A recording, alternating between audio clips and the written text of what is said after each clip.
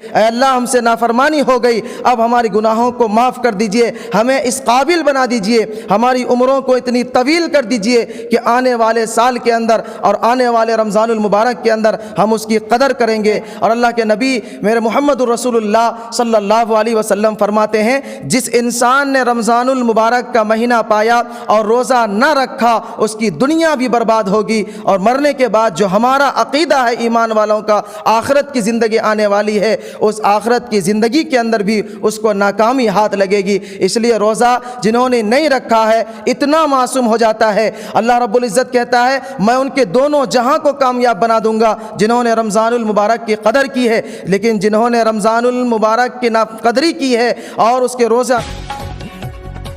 نمسکار، میں گورو گبر۔ ابھی میں فی الحال پھلکا میں موجود ہوں، اور یہاں پھلکا کا ایک یہ مسجد کے اندر، مسجد کے کیمپس میں ابھی موجود ہوں، اور یہاں پہ ابھی خاص کر کے جو رمضان کا پوتر مہینہ مسلم بھائیوں کا چل رہا ہے، اس کو لے کے کئی پارٹی میں جو ہے افطار پارٹی کا آیوجن کیا جا رہا ہے، کئی نے ٹرینڈ میں لا کے طرح طرح کے مطلب افطار پارٹی کا آیوجن کر رہے ہیں، اور افطار پارٹی کا آیوجن کہیں نہ کہیں نیتا کی ایک منشا ہے کہ ووٹ بینک کو لے کے کرتے ہو، یا پھر آپسی بھائی چارہ کا، ہندو مسلم کا جو بھائی چارہ آتا ہے اس کو بنائے رکھنے کے لیے بھی افطار پارٹی کا آیوجن کیا جاتا ہے۔ لیکن اس سے آگے چل کے میں وشیش جانکاری یہاں پہ مفتی صاحب سے لینا چاہ رہا ہوں کہ افطار پارٹی کا جو آیوجن جو کسی بھی نیتا یا پھر کسی بھی پارٹی کے مادھیم سے جو کیا جاتا ہے، اس میں کئی ایسے مسلم بھائی بھی پہنچتے ہیں اور ہندو بھائی بھی پہنچتے ہیں جو روزہ نہیں رکھتے ہیں، تو وہ کتنا صحیح اور کتنا غلط ہے۔ سب سے پہلے تو مفتی صاحب آپ کا میرے چینل میں سواگت ہے۔ جی شکریہ۔ سب سے پہلا سوال یہ بتائیے کہ کسی بھی نیتا کے دوارا جو افطار پارٹی کا آیوجن کیا جا رہا ہے اس میں کئی سارے مسلم بھائی اور ہندو بھائی بھی پہنچتے ہیں اور آپسی بھائی چارہ کو بنائے رکھنے کے لیے، تو یہ تو یہاں تک تو صحیح ہے، لیکن ایسے جو روزہ کا آیوجن نہیں بھی رکھتے ہیں، جو اپنے مطلب روزہ میں نہیں رہتے ہیں، وہ بھی پہنچ جاتے ہیں، کتنا صحیح اور کتنا غلط ہے؟ دیکھیے ماشاءاللہ بہت لاجواب آپ نے سوال پوچھا ہے۔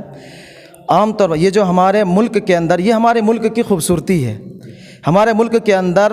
الگ الگ کاسٹ سے تعلق رکھنے والے ایک پلیٹ فارم پر، ایک دسترخوان پر جمع ہوتے ہیں اور بھائی چارگی کے ساتھ، پیار و محبت اور الفت اور اتحاد و اتفاق کے ساتھ ایک دوسرے کے ساتھ کھاتے پیتے رہتے ہیں۔ یہ ہمارے ملک کی خوبصورتی ہے، یہ ہمارے ملک کا دستور ہے، یہ تو اعلیٰ بات ہے۔ دوسری بات، آپ نے یہ سوال پوچھا کہ یہ نیتا وغیرہ جو ہے افطار پارٹی کراتے ہیں، کیا یہ صحیح ہے یا نہیں ہے؟ اگر بھائی چارہ کے لیے، آپس میں ایک دوسرے کے ساتھ الفت و محبت بڑھانے کے لیے اور ایک پلیٹ فارم پر جمع ہونے کے لیے بھائی چارے کے لیے کرا رہے ہیں، یہ بھی بہت اعلیٰ بات ہے، کرانا چاہیے اور کرانا اعلیٰ ہے، انسان کو اس میں بڑھ چڑھ کر حصہ لینا چاہیے۔ دوسری بات یہ ہے، آپ نے کہا کہ اس میں بہت سے ایسے ہندو بھائی یا مسلم بھائی ایسے ہی پہنچ جاتے ہیں جو روزہ نہیں رہتے ہیں۔ اگر وہ مسلمان ہے وہ روزہ نہیں رکھ سکتا، یاد رکھیے کہ یہ رمضان المبارک کا مہینہ چل رہا ہے، جو بھی مسلمان ہے، عاقل بالغ ہے، اس کے اوپر اسلام دھرم میں روزہ رکھنا فرض ہے۔ اگر وہ نہیں رکھ رہا ہے تو اللہ کا، اپنے خدا کا نافرمان ہے،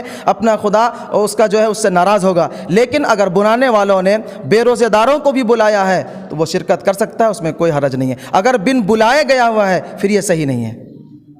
یہ روزہ کا جو رمضان کا پوتر مہینہ ہوتا ہے، 30 روزہ کے بعد ایک عید آتا ہے، تو ایسے عید الفطر میں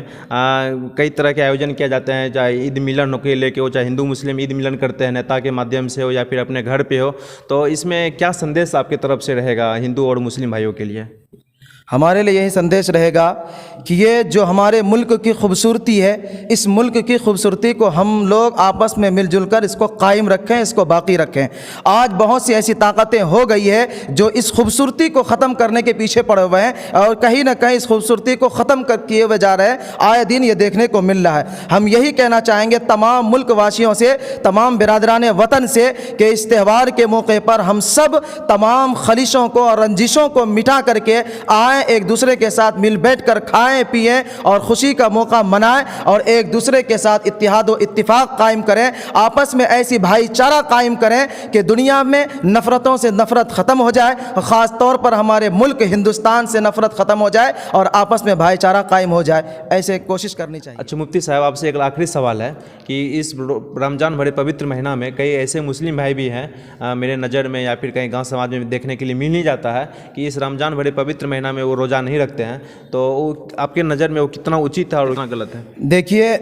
ये रमज़ानुल मुबारक का महीना चल रहा है। हम ईमान वालों का, मुसलमानों का ये अक़ीदा है कि अल्लाह तबारक व तआला ने हम ईमान वालों पर रोज़े को फ़र्ज़ किया है। अगर कोई इंसान, सबसे पहली बात ये समझिए कि अल्लाह के नबी हमारे प्रोफेट मोहम्मद रसूलुल्लाह सल्लल्लाहु अलैहि वसल्लम ने इरशाद फरमाया है कि इस्लाम की बुनियाद 5 चीज़ों पर, यानी हमारा दीन जो है ये 5 चीज़ों पर कायम है। उनमें से एक रोज़ा है, रमज़ानुल मुबारक के रोज़े। अगर कोई इंसान बगैर किसी मजबूरी के अगर रोज़ा नहीं रखता है, गोया कि उन्होंने इस्लाम के उस बुनियाद को गिरा दिया और ढा दिया। अगर कोई इंसान मुसलमान ऐसा है जो रमज़ानुल मुबारक के अंदर रोज़ा नहीं रखता है जानबूझकर, वो अपने खुदा का, अपने अल्लाह का नाफरमान बंदा है। उसके लिए मैं ये मैसेज देना चाहूँगा कि मेरे भाई, ये ज़िंदगी चंद दिन की ज़िंदगी है। अल्लाह तबारक व तआला खुश नसीबों को रमज़ानुल मुबारक का महीना अता फरमाता है। कितने बेशुमार ऐसे लोग थे जो रमज़ानुल मुबारक से पहले दुनिया में हमारी और तुम्हारी तरह ज़िंदगी बसर कर रहे थे, मगर आज की तारीख़ में वो दुनिया के अंदर नहीं है, वो मिट्टी के अंदर मिल गया। क्या पता आने वाले साल के अंदर रमज़ानुल मुबारक के अंदर हम और तुम रहो या ना रहो। इसलिए इस रमज़ानुल मुबारक के अंदर ख़ास तौर पर मैं उन मुसलमान भाइयों को पैगाम देना चाहूँगा जो रमज़ानुल मुबारक के अंदर ना रोज़ा रखते हैं, ना तरावी पढ़ते हैं, ना इस महीने की कदर करते हैं। हम उनसे ये कहना चाहेंगे कि अपने दिल का मुहासबा करिए।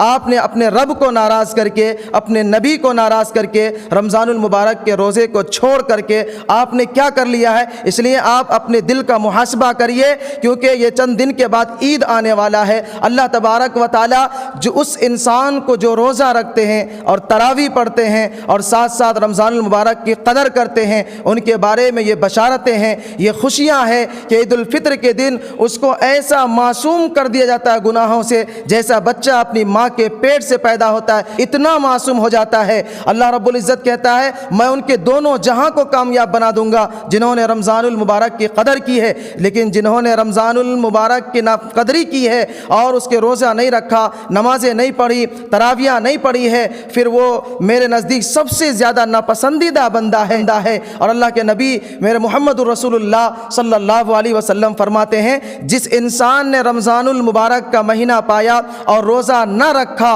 उसकी दुनिया भी बर्बाद होगी और मरने के बाद जो हमारा अक़ीदा है ईमान वालों का, आखिरत की ज़िंदगी आने वाली है, उस आखिरत की ज़िंदगी के अंदर भी उसको नाकामी हाथ लगेगी। इसलिए रोज़ा जिन्होंने नहीं रखा है उसको तौबा करना चाहिए अपनी ज़िंदगी में और अपने रब के सामने, अपनी रब के बारगाह में आकर के ये अहद लेना चाहिए, अल्लाह हमसे नाफरमानी हो गई, अब हमारी गुनाहों को माफ़ कर दीजिए, हमें इस काबिल बना दीजिए, हमारी उम्रों को इतनी तवील कर दीजिए कि आने वाले साल के अंदर और आने वाले रमज़ानुल मुबारक के अंदर हम उसकी कदर करेंगे, हम उसका जो है रोज़े रखेंगे और हम हर एतबार से उसको अच्छाई के साथ करने की कोशिश करेंगे।